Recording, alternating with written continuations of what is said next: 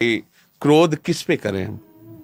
दूसरी बात सोचो, हमारे कर्म ही हमको दुख सुख देते हैं, ये सिद्धांत पक्का है।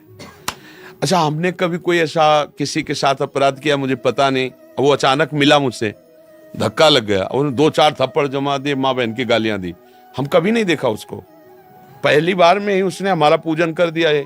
अब हमको विचार करना है कि मेरी तरफ से तो कोई गलती हुई नहीं, इसकी तरफ से गलती इसलिए हो रही कि मेरे से कोई गलती हुई है, उसका फल ये मुझे दे रहा है।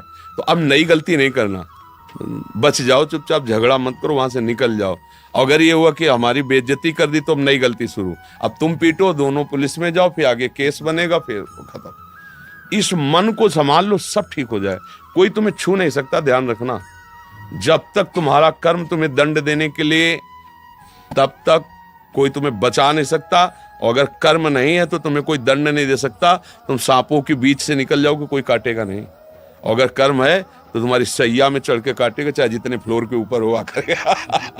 कर्म ही वो सारा खेल करता है। एक आदमी मान लो मिला, इतना प्यार, इतना दुलार के लगा कि यार इससे हम कभी नहीं मिले, इतना सुख मिला, इतना, वो हमारे कर्म। एक आदमी मिला, देखते ही वो इतना टॉर्चर करने लगा कि मतलब लगता है कि यार कोई मतलब नहीं, फिर भी यार पीछे पड़ा है, मतलब अब इसको क्रोध आ गया, गुस्सा आ गई, और जब उसकी याद आ गई तब गुस्सा, यार मतलब बेमतलब, वो बेमतलब नहीं, वो मतलब से है। तुम्हारे कर्म का भुगतान करने के लिए उस रूप में कर्म लाया, प्रेरित करके उसको। अगर शुद्ध ज्ञान हो जाए तो कभी झगड़ा ना हो, कभी गुस्सा ना आए। अच्छा, दूसरी बात, अपने दांत से अपनी जबान कट जाए तो किसको थप्पड़ मारोगे? सही लोगे ना। अचानक अपने हाथ से अपने हो जाता है, कई बार ऐसा देखा गया, आप कोई चेष्टा करो, आपके हाथ से ही आपको दंड मिल गया, अब क्या करोगे?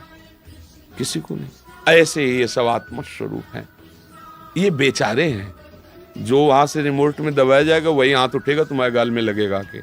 वहां कारण पर पहुंचो, क्रिया पे नहीं। क्रिया तो यंत्र कर रहा है, कारण कौन है? भगवान। तुम्हारे कर्म का हिसाब देने के लिए वो कार्य कर रहे हैं। अगर आप अच्छा भाव रखेंगे ना, ज्ञान रखें, तो क्रोध नहीं आएगा। बोले अब लड़का है, पैदा किया है, पाला पोसा है, पढ़ाया है, रोज हमको जलाता रहता है, तुम्हारे कर्म।